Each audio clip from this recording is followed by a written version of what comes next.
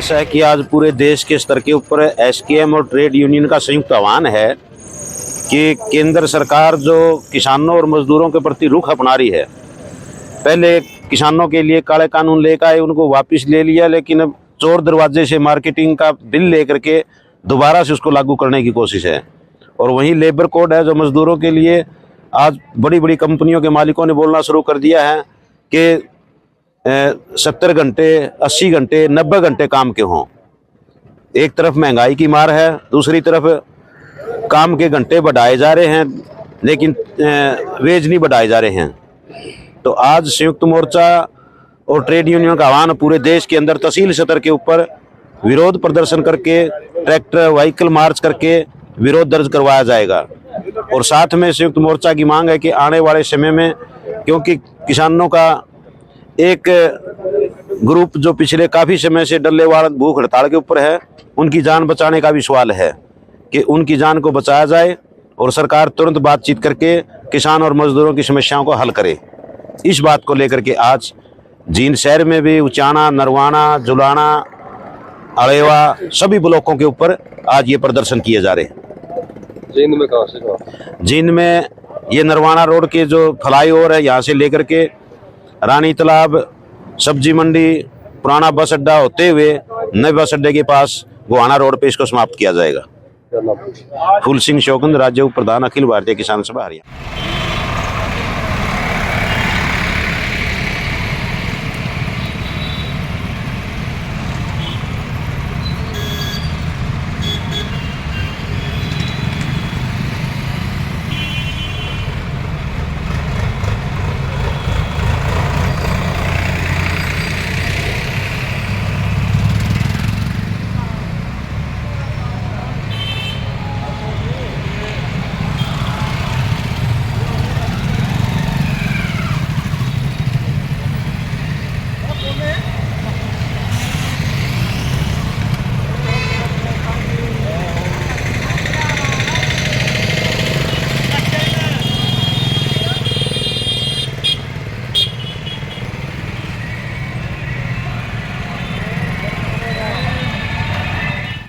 ये जो परेड हो रही है आज जींद में, किसानों की, मजदूरों की, कर्मचारी भी इसमें शामिल है, आपकी क्या कुछ मांगे हैं? आज की जो परेड है किसानों के साथ, क्योंकि किसानों का जो मुद्दे हैं वो कर्मचारियों के साथ भी हैं, क्योंकि कर्मचारी भी किसान के परिवारों से हैं, और खासकर बिजली के कर्मचारी जिनका भविष्य इस बात पे निर्भर करता है कि आने वाले टाइम में सरकार पावर बिल 2023 जो आज पावर बिल 2024 के रूप में सरकार पेश करना चाहती है, जिसके लिए स्टैंडिंग कमेटी बनाई हुई है। और स्टैंडिंग कमेटी की रिपोर्ट के बाद पावर बिल जो पूरे देश के बिजली के ढांचे को प्रभावित करेगा, जिसकी वजह से पूरे देश का कर्मचारी, पूरे देश का किसान, पूरे देश का मजदूर, छात्र, नौजवान सभी प्रभावित होने का खतरा इस बिल से है। क्योंकि ये बिल लागू होने के बाद पूरा जो ढांचा है वो तहस नहस हो जाएगा। और पावर बिल जब भी लागू हो जाएगा, संसद में पारित हो जाएगा, उसके बाद उसका कानून बनने के बाद जो बिजली की जो व्यवस्था है, जो आज हम पूरे देश में गरीब से गरीब के झोपड़ी तक, हर किसान के खेत तक सस्ते रेटों पे और बहुत ही सब्सिडाइज रेट पे उनको बिजली मुहैया कराते हैं, वो पूर्ण रूप से खत्म हो जाएगी। इसलिए ये जो किसान आंदोलन है, किसानों का जो आह्वान है, संयुक्त किसान मोर्चा का जो आह्वान है, जिसमें पूरे देश में सभी तहसीलों पे ट्रैक्टर मार्च परेड करने का जो फैसला किया है, उसमें पूरा हरियाणा का सर्व कर्मचारी संघ हरियाणा, बिजली के कर्मचारी इस आंदोलन का समर्थन करते हैं और सहयोग करेंगे। क्योंकि ये जो मुद्दे हैं, चाहे किसान का मुद्दा है, चाहे बिजली को प्राइवेटाइजेशन से बचाने का मुद्दा है, चाहे बेरोजगारी को खत्म करने का मुद्दा है, चाहे भविष्य में जो रोजगार हैं उनका सर्जन और हो, और स्कूलों की व्यवस्था, शिक्षा की व्यवस्था, और ये सारे जो कार्यक्रम है, इनमें जो सरकार लगातार जनता विरोधी फैसले ले रही है, किसानों के साथ कर्मचारी भी इस आंदोलन में लगातार शामिल है। पूरे प्रदेश में आज किसानों के साथ कर्मचारी भी इस आंदोलन में बढ़ चढ़ के भाग लेंगे, परेडों में शामिल होंगे, ऐसा हमारा आह्वान पूरे प्रदेश के सर्व कर्मचारी संघ हरियाणा और बिजली के कर्मचारियों का है। मेरा नाम सुरेश राठी है, सर्व कर्मचारी संघ हरियाणा का केंद्रीय कमेटी का सदस्य हूँ और all Haryana power corporation worker union का राज्य प्रधान। ऐसा है। सबसे पहले सुनने वालों को नमस्कार। आज पूरे देश में संयुक्त किसान मोर्चा, ट्रेड यूनियन मोर्चा और कर्मचारी फेडरेशन के आह्वान पे तहसील ब्लॉक लेवल पे ट्रैक्टर व्हीकल मार्च किया जा रहा है। इस बात को लेकर के कि आज संविधान खतरे में है, देश खतरे में है और लगातार संविधान को कमजोर किया जा रहा है। इस बात का उदाहरण अभी 75 साल संविधान को होने को हैं और राज्यसभा में अमित शाह ने बोलते हुए संकेत दे दिया। उन्होंने कहा बोलते हुए कि ये अम्बेडकर जो फैशन लगा रखा है, इससे तो अच्छा कि भगवान का नाम ले लेते, 7 जन्म स्वर्ग में कटते। इससे साफ जाहिर है कि इस देश की जो सरकार है बीजेपी सत्ता में, इसका संविधान पे कोई विश्वास नहीं है। संविधान को बदलना चाहते हैं और बदल रहे हैं।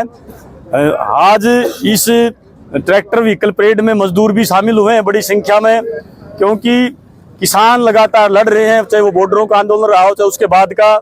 मजदूर भी लगातार कंधे से कंधा मिला के किसान के साथ लड़ रहे हैं, क्योंकि मजदूरों के भी कानून 44 श्रम कानून ये सरकार रद्द करके 4 लेबर संहिताएं ले आई जो मजदूर विरोधी हैं, मजदूरों को गुलाम करने वाले हैं।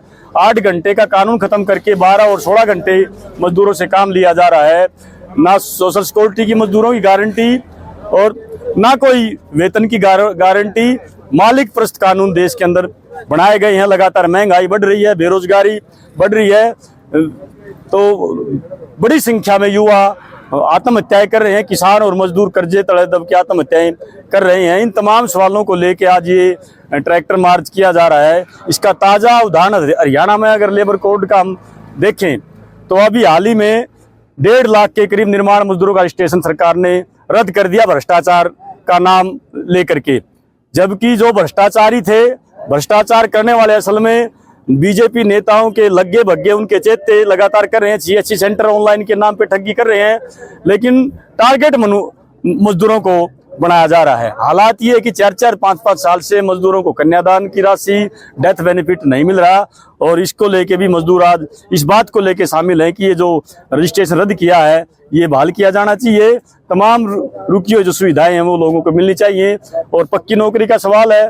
लाखों की संख्या में परियोजना कर्मी महिलाएं हैं। एक तरफ तो नारा दिया था बेटी बचाओ बेटी पढ़ाओ का, दूसरी तरफ महिलाओं का शोषण किया जा रहा है और महिलाओं पे यौन हिंसा की घटनाएं लगातार बढ़ रही हैं। अभी हाल ही में बीजेपी का मंत्री अध्यक्ष रहा मोहनलाल बड़ोली, उनके खिलाफ FIR दर्ज है, लेकिन ये सरकार उसको गिरफ्तार नहीं किया जा रहा। ये नारा बेटी बचाओ बेटी पढ़ाओ का दे रहे हैं, लेकिन असल में ये बेटियों का लगातार शोषण कर रहे हैं। इन तमाम सवालों को शामिल करते हुए आज हम इस ट्रैक्टर व्हीकल परेड में शामिल हुए हैं। मैं कपूर सिंह, जिला सचिव सिट्टू।